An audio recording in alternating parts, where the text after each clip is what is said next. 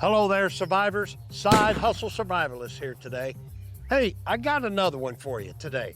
So some time ago, I did a video on cleaning guns, and a guy who made 300 bucks a day outside as a side hustle, cleaning guns at a gun range in Tulsa, Oklahoma, which I thought was a great idea.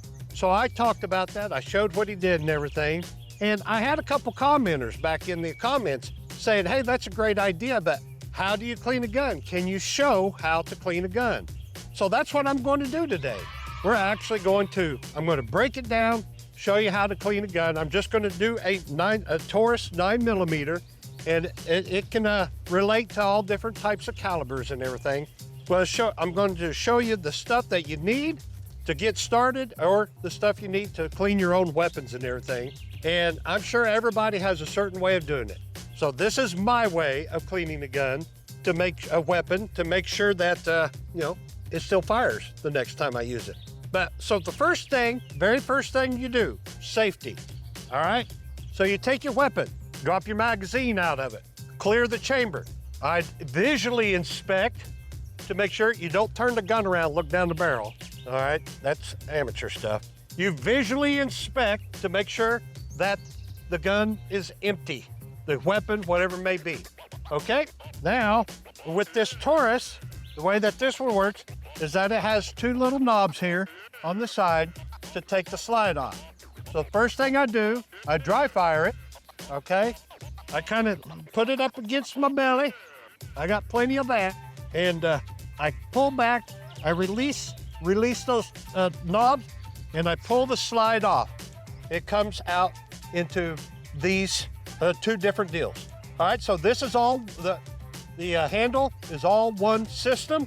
Now I'm going to take my slide and my barrel, and you'll see there's a little spring system in here. You lift that up, you pull it out, set that to the side. The barrel's going to move in here, and you take that out, okay? That slides in there, you take that out, and you set that to the side. These are the components that you're going to clean. Now, if you want to get into actually deeper cleaning, where you have to take this all apart with these little bitty screws and pins, it is not recommended.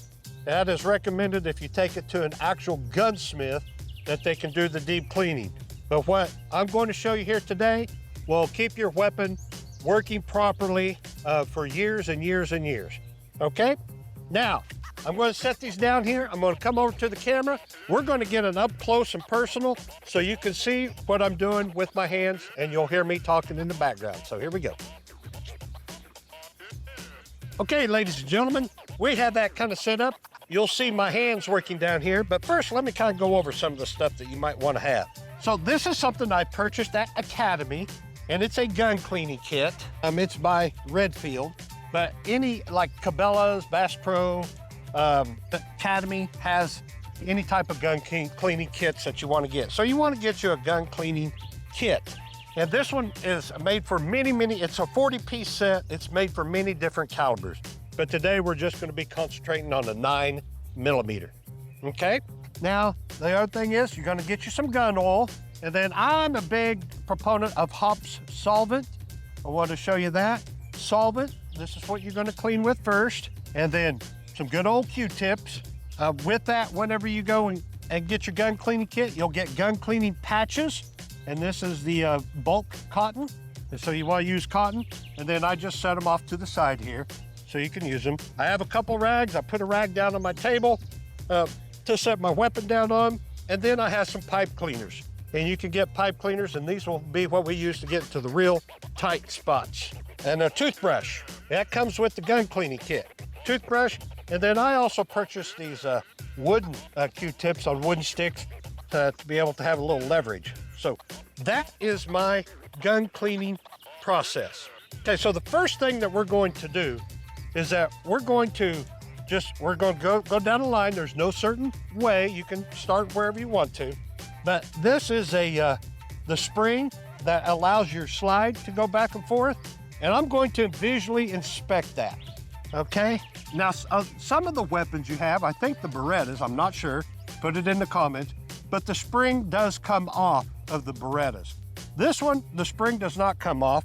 So all I'm going to do is I'm not going to put any thing on this because I keep my weapons pretty clean, and it has a very light deal of oil on it already. And so I'm just going to go around that on that spring, and you can see I'm getting just a little bit of carbon on there. So then I'm going to take my rag and I'm just going to wipe that down real good. You know, I didn't have a carbon buildup on there. That's what I was doing now. If that came off like just chunks of black, let me get down in there. You know, see, it's just a little, and that's actually the oil that's on there. So we're saying that this is good. And I just want to test it, make sure I still got flexibility in that there's not any sprung spring, I guess so to say. Now we're going to take the barrel, and you can see down through there, I'll get it up close enough. You'll notice that all your weapons, they are grooved, okay? They have grooved. And you guys in the comments can talk about why the weapons are grooved. It helps the accuracy of the bullet. Now, the first thing I'm going to do out of my cleaning kit here is I'm going to get a dry a plunge, and I'm going to punch this. I'm going to punch that, and it follows along those grooves, and I'm going to pull it back out, and that just gets any of that dry carbon in there. I'm punching it. I'm going to do it a couple times and pull that back out. All right. So that is a punch for 9mm, and this is just real hard plastic. Now I'm going to look down this, and I look in there, and we'll see. I look in there, you can look in there too. See, it's pretty clean. You don't see any small particles of carbon. The other thing you can use is a steel, a metal punch, and I'll put that down through there one time, and you'll notice that it has a handle that turns. And the reason you do that is because it follows the grooves. You hold on to that handle, and it turns as it goes in there. I'm just gonna do that one time. Now we're going to change that out, all right? And I'm gonna put in a cloth. This is a cloth one, okay? I'm gonna set that there. Now, it's a process, everybody. I'm trying to get this situated up. So.